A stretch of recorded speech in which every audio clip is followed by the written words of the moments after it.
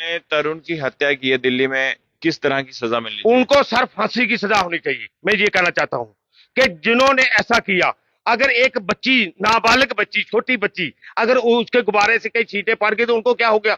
अगर फिर उन्होंने मार मार के पीट पीट के उसको मार दिया, मैं ये कहना चाहता हूं कि उनको फांसी होनी चाहिए। जय हिंद, जय हिंदुस्तान जिंदाबाद। आप देख रहे हैं जेके मीडिया। एक तरफ कुछ लोग जो है माता बावे वाली, माता कालका का अपमान कर रहे हैं, लेकिन समाज में ऐसे लोग भी हैं, अली मोहम्मद चीची जैसे, जो कि इसकी कड़ी निंदा कर रहे हैं और कह रहे हैं कि ऐसे लोगों पर पीएसए लगा देना चाहिए। ये वर्ड्स हैं अली मोहम्मद चीची के, जब इन्होंने हमसे बातचीत की। और बताते चले आपको कि भारतीय जनता पार्टी के एसटी मोर्चा के भी ये लीडर हैं। लेकिन अब बात यह है कि जो लोग अपमान कर रहे हैं अभी तो सलाखों के पीछे है।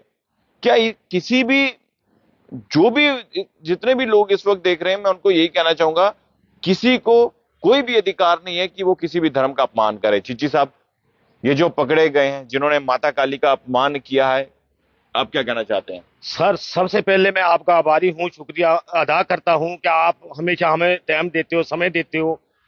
मैं यही कहना चाहता हूं कि जो समाज में, चाहे वो हिंदू है, मुस्लिम है, सिख है, ईसाई है, वो किसी की आस्था के साथ खेलता है तो उस पर सख्त से सख्त कार्रवाई होनी चाहिए।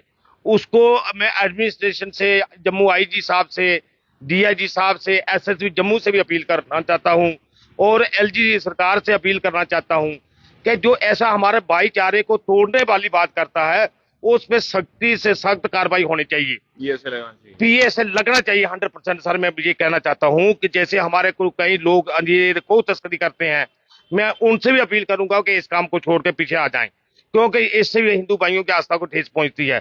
और जो जो जनाब ने बोला है कि बाबे माता जी का उनका अपमान किया गया, उनको उनके साथ उनको उनकी हिंदू भाइयों की आस्था, हमारी भी आस्था जुड़ी है। जो ये पीर पैगंबर और देवता लोग होते हैं, इनके साथ लाखों नहीं करोड़ों के लोगों की आस्था जुड़ी होती है। और मैं ये कहता हूं कि अमीर अरब को आई हवा ठंडी यहां से, वो हिंदुस्तान हमारा है, वो हिंदुस्तान हमारा है। हमारे नबी करीम सल्लल्लाहु अलैहि वसल्लम ने जब हिंदुस्तान की तरफ देखा तो उनको यहां से ठंडी हवा आई। उन्होंने कहा कि एक देश ऐसा होगा हिंदुस्तान जिसमें लोग एकता वाले और भाईचारे वाले लोग होंगे। अगर हमने उनसे ये तो रास्ता वही लेकर हम चले हैं, उनसे सीखा है, तो फिर भैया हमने भाईचारे से रहना होगा। हिंदुस्तान हमारा एक ऐसा देश है पूरे वर्ल्ड में जिसमें पीसफुल तरीके से लोग रहते हैं।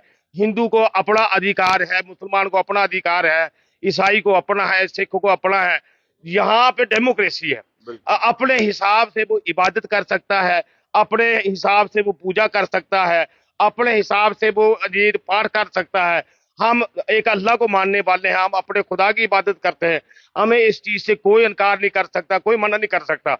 अभी आप देखते होंगे जनाब, ये महीना जो चल रहा है रमजान मुबारक का, ये पवित्र महीना है, हमारा पाक महीना है।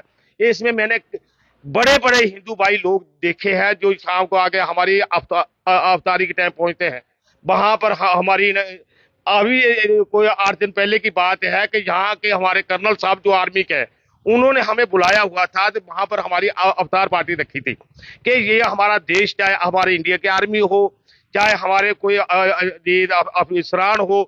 एक सवाल मैं आपसे पूछना चाहता हूं, आपने दिल्ली की घटना भी सुनी होगी जहां पर तरुण की जो है मार मार कर हत्या कर दी जाती है होली वाले दिन। कारण था कि बैलून के गुब्बारे की छींटें पड़ी और उसके बाद उसकी शाम को हत्या कर दी जाती है। आप किस तरह से देखते हैं इस चीज को? देखो जी, मैं इसको उसकी कड़े लफ्जों से निंदा करता हूँ। अगर एक बच्ची थी कोई 8-10 साल की, उसके गुब्बारे से अगर उसमें ये चींटे पड़ गई तो उससे क्या हो गया? चींटे पड़ने से अगर आप होली बना रहे हो, मेरे भी माथे पे लगा दोगे दाग, तो उसमें मेरा क्या जाएगा? ईमान हमारे दिल में बसता है, ईमान हमारे अंदर बसता है। तो ये है कि जो त्योहार होली का है, विसाखी का है, जैसे हमारे ईद आ रही है, ये हमने सबने एक दूसरे के साथ मिलजुल के बनाना चाहिए। यही हमारे देश की ये परंपरा है।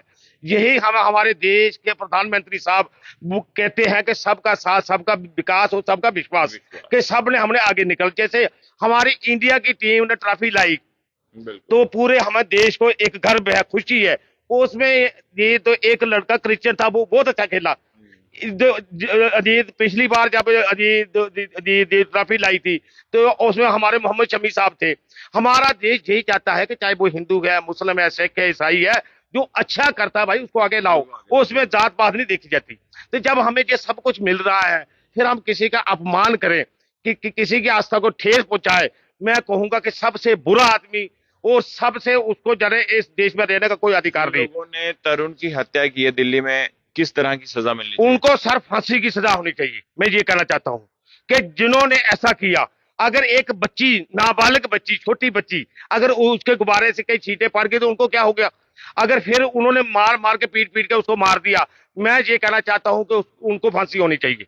और बाकी देश में रहना है एकजुटता के साथ। अगर हम से हिंदू हैं, मुस्लिम है, सिख है, ईसाई है, जब हमारे देश में बात आए तो सब हमें हिंदुस्तानी। बिल्कुल सही कहा। जी जी जी। बाकी सर मैं यही अपील करना चाहता हूँ यहाँ से, आज देखो जी ये हमारा बीजेपी का हेडक्वार्टर है, मैं आपका चैनल एक बहुत बड़ा चैनल है, आपके माध्यम से मैं यही कहना चाहता हूँ कि आप भाईचारे से रहे, एकता के साथ मजबूती के साथ रहे, और हमारे जैसे हमारा देश आगे बढ़ रहा है हम ऊपर वाले से भी दुआ करेंगे ऐसे हमारा देश आगे बढ़ता रहे। सही कहा। तो देखिए अली मोहम्मद चीची जो कि भारतीय जनता पार्टी से जुड़े हुए हैं और ये कह रहे हैं कि जो दिल्ली में जो घटनाएं हुई हैं, जो तरुण की हत्या की है, उन लोगों पर सख्त सख्त कार्रवाई होनी चाहिए, उन लोगों को फांसी दे देनी चाहिए।